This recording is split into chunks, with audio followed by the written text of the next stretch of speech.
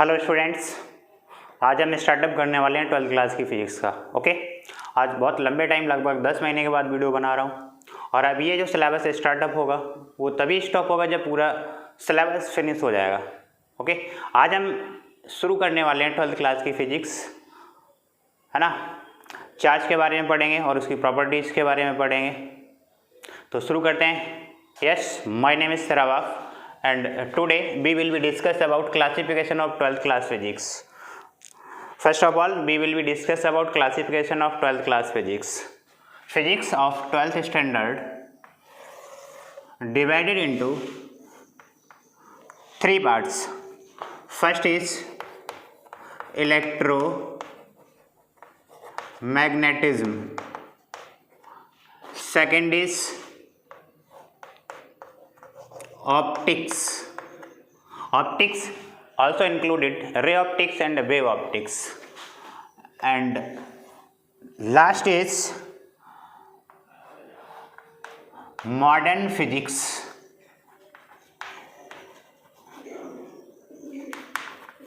Modern physics is also called quantum physics. इसको कुछ लोग quantum physics भी बोलते हैं।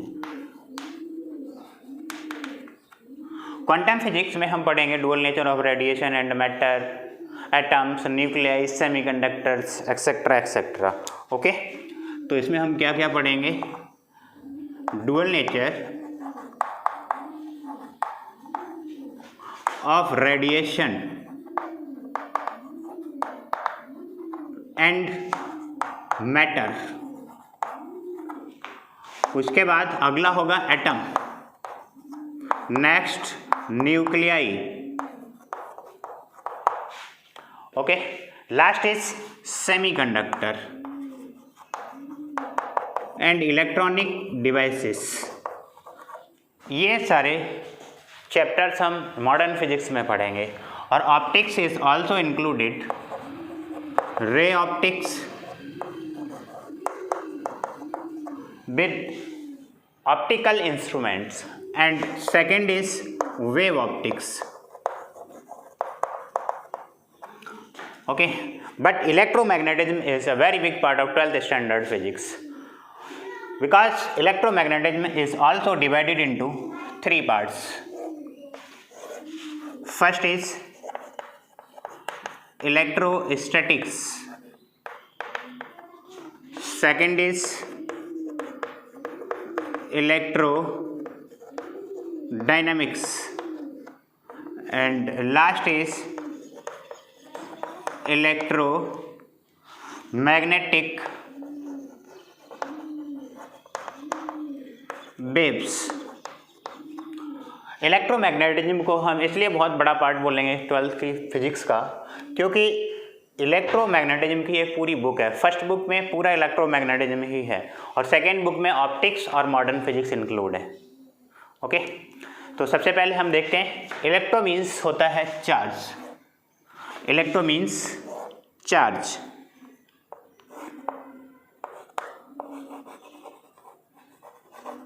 स्टैटिक मीन्स एट रेस्ट, मतलब रुका हुआ चार्ज।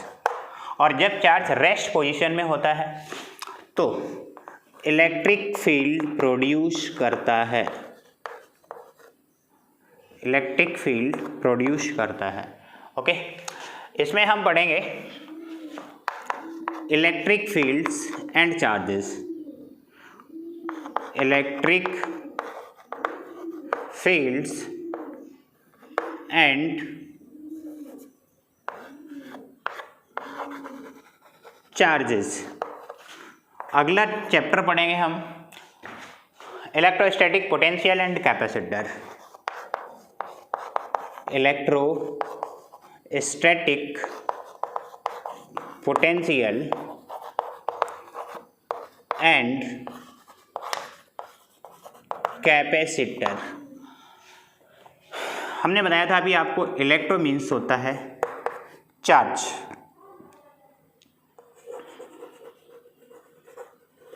अब स्टैटिक मीन्स था रुका हुआ, डायनेमिक मतलब मूव करता हुआ। चार्ज मूव करेगा but with constant speed, moving with constant speed, okay. और जब चार्ज कांस्टेंट स्पीड से मूव करता है तो मैग्नेटिक फील्ड प्रोड्यूस करता है। इसीलिए हम इलेक्ट्रोडायनेमिक्स को बोलते हैं मैग्नेटिज्म। इसको क्या बोलते हैं?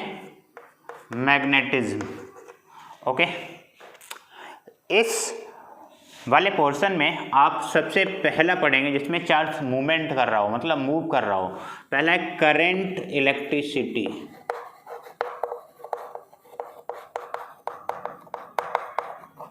ओके।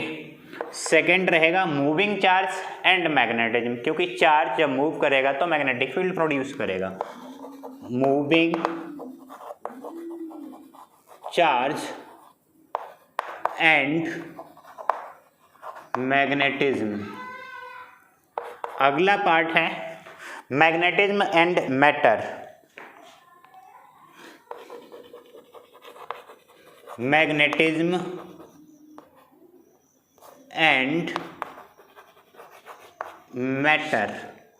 अगला है electromagnetic induction, EMI, electromagnetic induction. And last is, यहाँ पे लिख देता हूँ, ऑल्टरनेटिंग करंट। ये 5 चैप्टर आप इलेक्ट्रोडायनेमिक्स में पढ़ेंगे जिसको आप मैग्नेटिज्म बोलते हैं। बट इलेक्ट्रोमैग्नेटिक वेव ये एक अपने आप में अलग चैप्टर है। इलेक्ट्रो मीन्स होता है इलेक्ट्रिक और मैग्नेटिक मतलब मैग्नेटिक वेव्स, एक ऐसा चार्ज जो इलेक्ट्रिक और मैग्नेटिक वेव दोनों प्रोड्यूस करे। ये किस कंडीशन में करता है? जब चार्ज एक्सेलरेटेड मोशन करता है। Accelerated motion of charge, okay. जब एक्सेलरेटेड मोशन करता है तो इलेक्ट्रिक एंड मैग्नेटिक दोनों ही वेव प्रोड्यूस करेगा। Electric and magnetic waves are produce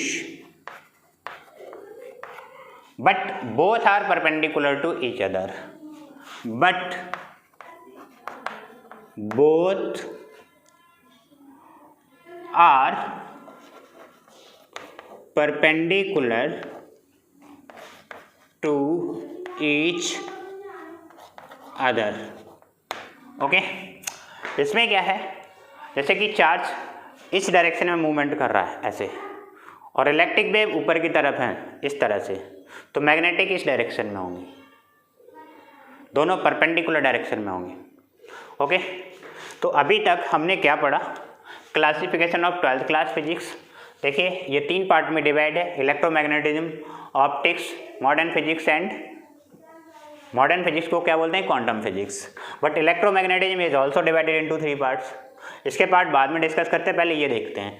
optics क्या क्या होगा? Ray optics, wave optics. Modern physics में क्वांटम मतलब क्वांटम फिजिक्स में dual nature of radiation and matter, atoms, nuclei and semiconductor. 4 chapter ये हो गए। ऑप्टिक्स के 2 चैप्टर हो गए, टोटल मिला के कितने हो गए? 6। और इलेक्ट्रोस्टैटिक्स में 2, इलेक्ट्रोडायनेमिक्स में 5, और इलेक्ट्रोमैग्नेटिक वेव ये अपने आप में अलग चैप्टर है एक, ओके।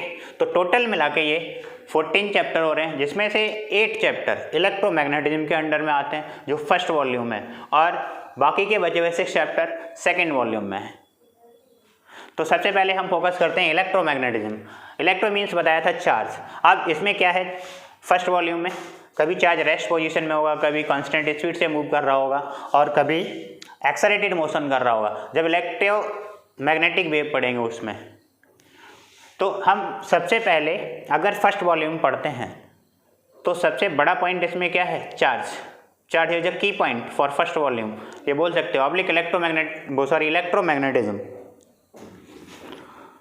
तो हम यहाँ पे क्या लिखेंगे? दैट इज चार्ज इज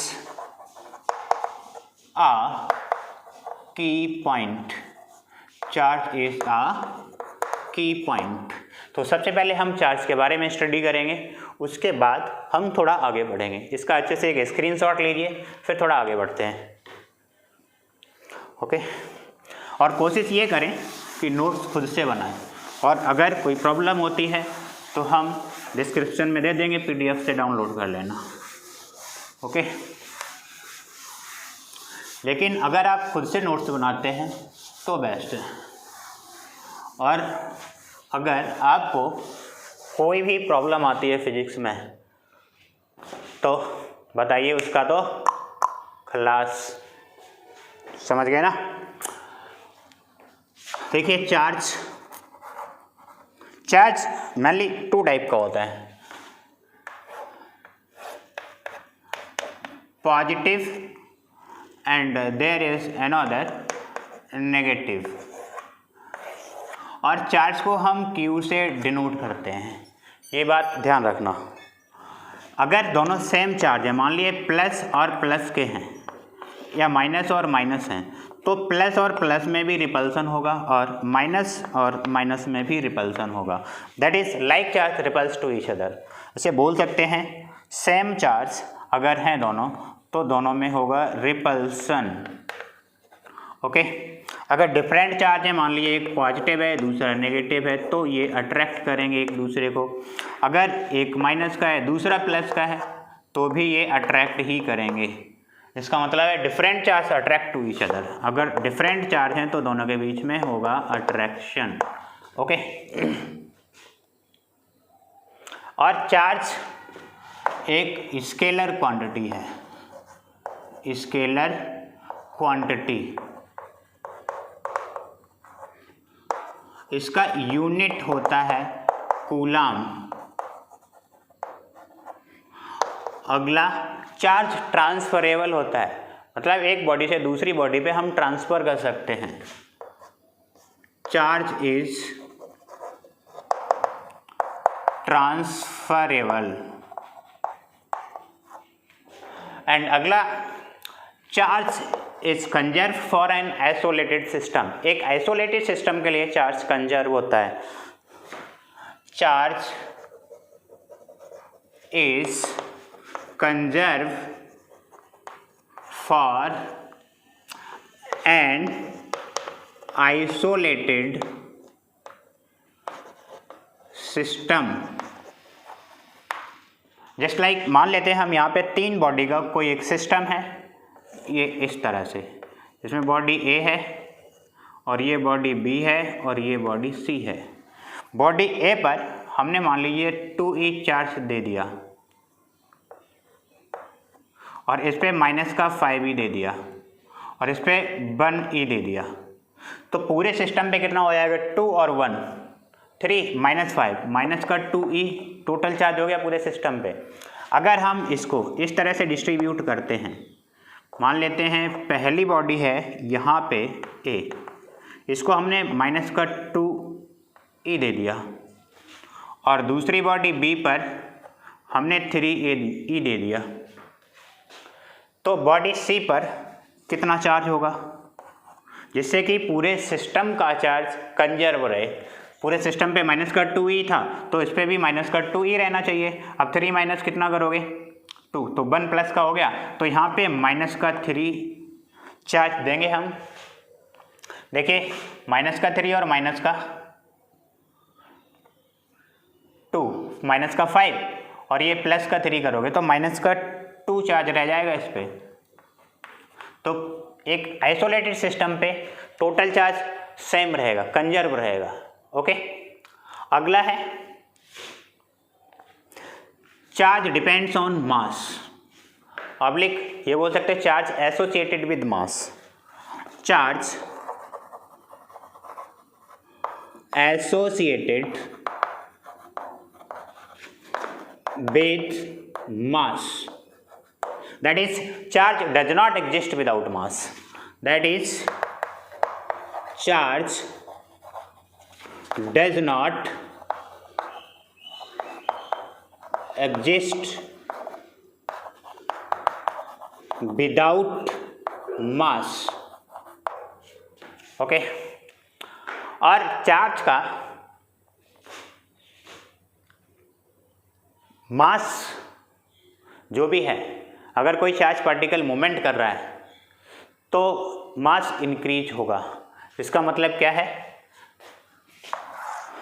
इधर देख लीजिए, अगला statement, mass of particle depends on speed. आप ये बोल सकते हो mass of particle depends on speed but charge does not depends on speed, but charge does not depends on speed। इसमें क्या होता है, आपने एक 11th क्लास में फॉर्मूला पढ़ा होगा, m equal to M not divided by root के अंदर 1 minus B square upon C square. यहाँ पे एम नॉट होता है वो रेस्ट मास होता है, एम नॉट ये है रेस्ट मास, और सी है speed of light 3 into 10⁸ metre per second. Okay, metre per second. जब ये इसका स्क्वायर रूट लेके ऊपर भेजेंगे तो ये वाला मास इंक्रीज हो जाएगा, देखो सी टाइम्स हो जाएगा, क्रॉस मल्टीप्लाई करेंगे C square minus B square upon C, square root लेंगे फिर ऊपर जाएगा, तो ये वाला मास क्या होगा, इंक्रीज। तो हम सीधा सीधा क्या बोल सकते हैं, किसी भी पार्टिकल का मास इंक्रीज होगा अगर स्पीड इंक्रीज करते हैं हम तो। ओके, इसका एक बार अच्छे से स्क्रीनशॉट लीजिए, फिर हम थोड़ा आगे बढ़ते हैं।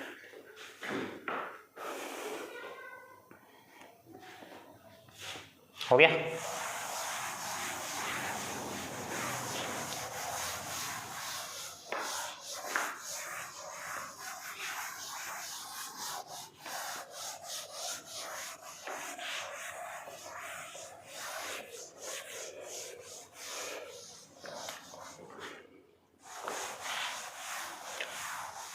इसे डेली का डेली तैयार करें, मेरे हिसाब से तो बेटर रहेगा।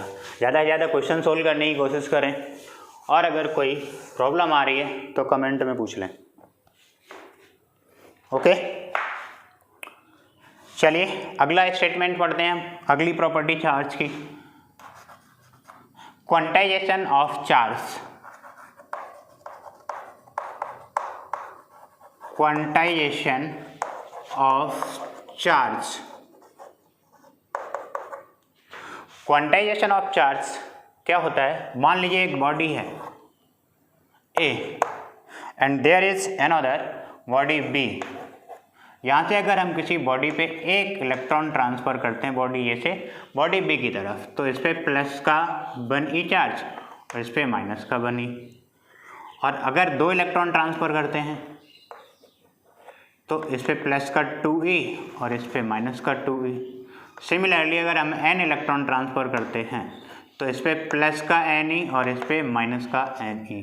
तो यहाँ पे जो टोटल चार्ज होगा, टोटल चार्ज किसी बॉडी पे, अगर पहली बॉडी पे देखें तो प्लस का ne और दूसरी पे देखें माइनस का ne, तो हम यहाँ पे q इक्वल टू क्या लिखेंगे, प्लस माइनस ne। यहाँ पे e क्या है, बेसिक यूनिट ऑफ चार्ज। ई क्या है, बेसिक यूनिट ऑफ चार्ज, इसका यूनिट होता है कूलाम। अब बेसिक यूनिट क्या होता है, जो इलेक्ट्रॉन और प्रोटॉन का चार्ज होता है उसको हम बोलते हैं बेसिक यूनिट ऑफ चार्ज। जैसे कि इलेक्ट्रॉन पे माइनस का 1.6 इंटू 10⁻⁻19 कूलाम, और प्रोटॉन पे प्लस का 1.6 इंटू 10⁻⁻19 कूलाम। इन दोनों के चार्ज को हम स्मॉल ई से डिनोट करते हैं, जिसको हम बोलते हैं basic unit of charge.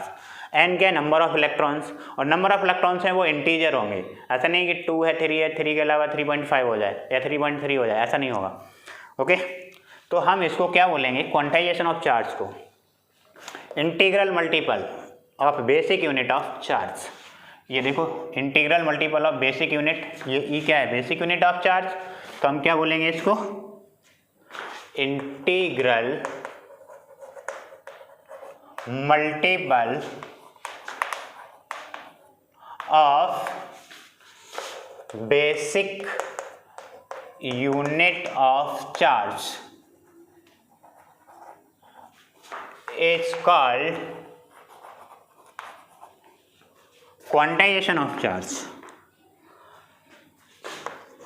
is called quantization of charge. Okay, ये हमारे पास एक फॉर्मूला निकल के आया, बढ़िया था, जिसमें से एक स्टूडेंट पगला गया थोड़ा सा और वो चाह रहा है कि हम इसको उठा के घर लेके जाने वाले हैं सर पे। ठीक है ना, इसे अच्छे से नोट करिए। इसके बाद हम पढ़ते हैं चार्जिंग।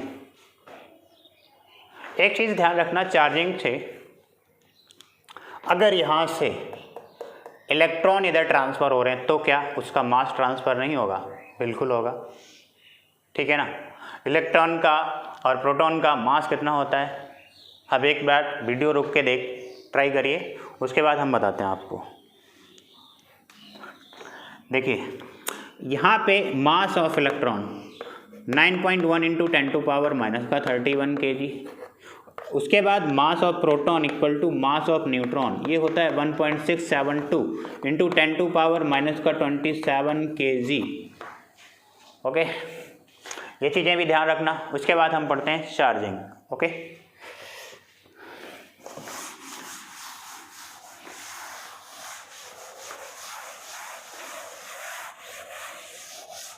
नोट्स जितना ज़्यादा हो सके खुद से तैयार करें, नहीं तो ये आपका बाप तो है ही। आपका नोट्स बनाने के लिए PDF से डाउनलोड कर लेना अच्छे से। ओके, अब हम पढ़ते हैं चार्जिंग। चार्जिंग मीन्स होता है transfer of charge from one body to another body. Okay, transfer of charge, charging means transfer of charge from one body to another body। Okay, अब अगर चार्ज एक बॉडी से, चार्ज का मतलब electron transfer हो रहे हैं, अगर एक बॉडी से दूसरी बॉडी पर इलेक्ट्रॉन ट्रांसफ़र हो रहे हैं तो क्या उनका मास ट्रांसफ़र नहीं होगा? बिल्कुल होगा। तो यहाँ पे नोट में लिख लीजिएगा एक, charging involve transfer of mass. Charging क्या और इन्वॉल्व करता है? Transfer of mass. Charging involve transfer of mass. Okay, charging मान ली 3 टाइप का होता है आपके सिलेबस में। फर्स्ट होता है charging by conduction oblique contact. Charging by conduction oblique contact, ये क्या होता है? मान लेते हैं यहाँ पे एक बॉडी है A and there is another body B, but both are neutral conducting body। इसके लिए बॉडी का कंडक्टर होना बहुत ज़रूरी है, ये बात ध्यान रखना। both are neutral conducting body। Okay, अब हम क्या करते हैं, अगर इस बॉडी को हमने मान लिया प्लस Q चार्ज दे दिया, प्लस Q चार्ज। ओके, और उसके बाद हमने दोनों बॉडी को एक दूसरे के कांटेक्ट में रख दिया, body A and body B, both are place to contact to each other, ऐसे बोल सकते हो। यहाँ पे अब दोनों बॉडी को एक दूसरे के कांटेक्ट में रख दिया तो बॉडी कंडक्टर है, तो ये वाला चार्ज इस पर कंडक्ट करेगा। ओके, कुछ ना कुछ पार्ट चार्ज का इस पर कंडक्ट करेगा और बहुत ज़्यादा देर तक रखा रहेगा, तो ये तब तक कंडक्ट करेगा जब तक कि दोनों का चार्ज इक्वल ना हो जाए। अब अगर हम इनको दोनों को सेपरेट करते हैं, बॉडी A और बॉडी B को, तो इस पर जो चार्ज है वो इस A पर रह जाएगा और बॉडी B पर जो चार्ज है वो बॉडी B पर ही रह जाएगा। इससे क्या हुआ, बॉडी B चार्ज हो गई, क्योंकि इससे इस वाली बॉडी से, A वाली बॉडी से बॉडी B पर चार्ज कंडक्ट कर गया, तो इसलिए हम बोलते हैं चार्जिंग बाय कंडक्शन। कंडक्ट क्यों किया, दोनों को एक दूसरे कांटेक्ट में रखा, इसलिए ऑब्लिक करके हमने क्या बोला, कांटेक्ट। ओके। अगला है charging by induction, second point, charging by induction. Induction इसमें क्या है, चार्ज इंड्यूस करना पड़ता है। ओके, हमने मान लिया, let us consider this is a neutral conducting body and we want to this body is positively charge. ये कोई बॉडी है ए, तो हम क्या चाहते हैं, we want to this body कैसी चार्ज हो जाए, पॉजिटिवली चार्ज। ओके, तो इसके लिए हमने क्या किया, एक यहाँ पे हमने स्ट्रॉन्ग नेगेटिव चार्ज रख दिया, स्ट्रॉन्ग नेगेटिव चार्ज। लेकिन एक बात ध्यान रखना, ये वाली बॉडी भी न्यूट्रल कंडक्टिंग बॉडी है, बॉडी का कंडक्टर होना ज़रूरी है, न्यूट्रल कंडक्टिंग बॉडी।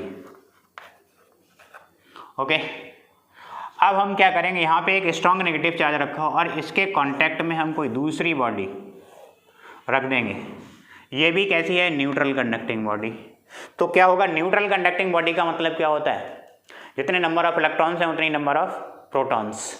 ओके, तो यहाँ पे क्या होगा, इसमें जो नंबर ऑफ इलेक्ट्रॉन्स हैं वो इस नेगेटिव चार्ज की वजह से रिपल्स होंगे इस वाली बॉडी की तरफ, और जितने नंबर ऑफ प्रोटॉन्स हैं वो अट्रैक्ट होंगे, क्योंकि प्रोटॉन में पॉजिटिव चार्ज होता है और इलेक्ट्रॉन्स पे नेगेटिव चार्ज होता है। तो इसे स्ट्रॉन्ग नेगेटिव चार्ज की वजह से रिपल्स होकर सेकेंड बॉडी बी पर पहुंच जाएंगे और प्रोटॉन्स सब इस नेगेटिव चार्ज की तरफ अट्रैक्ट होंगे। अब अगर हम इन दोनों बॉडी को सेपरेट कर दें इस तरह से, बॉडी ए और ये है बॉडी बी, तो यहाँ पे बॉडी ए पर अगर पॉजिटिव चार्ज था तो इस पर पॉजिटिव चार्ज ही रह जाएगा और इस पर नेगेटिव था तो नेगेटिव ही। तो ये वाली बॉडी कैसी हो गई, पॉजिटिवली चार्ज। इसको हम बोलते हैं चार्जिंग बाय इंडक्शन। अब देखिए थर्ड है charging by rubbing. Third,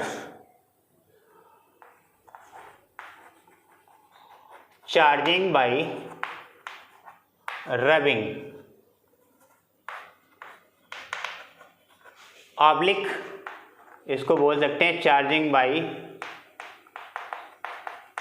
friction. Okay, यहाँ पे क्या है, हमने मान लिया कि ये एक बॉडी है, रफ बॉडी, ये दूसरी रफ बॉडी है। अगर हम इनको रफ करेंगे तो क्या होगा, थर्मल एनर्जी, यहाँ पे रब करेंगे तो यहाँ पे थर्मल एनर्जी डेवलप होगी, थर्मल एनर्जी डेवलप होगी और आउटर सेल के लूजली बाउंड इलेक्ट्रॉन वो क्या होंगे, डिटैच होके एक बॉडी से दूसरी बॉडी पे ट्रांसफर हो जाएंगे। तो क्या होगा, अगर इस वाली बॉडी से इलेक्ट्रॉन इस पे आ रहे हैं तो ये नेगेटिवली चार्ज हो जाएगी और ये वाली बॉडी पॉजिटिवली चार्ज हो जाएगी। तो इसमें क्या होगा, loosely bound outer cell electrons detached. Detached का मतलब है यहाँ पे एक बॉडी से निकल के दूसरी बॉडी पे ट्रांसफर होना, detached from parent atom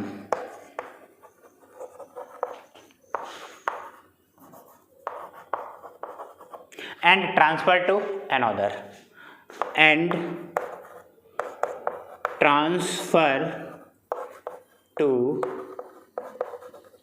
another। But एक बात ध्यान रखना, यहाँ पे जितना नेगेटिव चार्ज है उतना ही पॉजिटिव चार्ज होगा, बट टोटल चार्ज कितना हो जाएगा,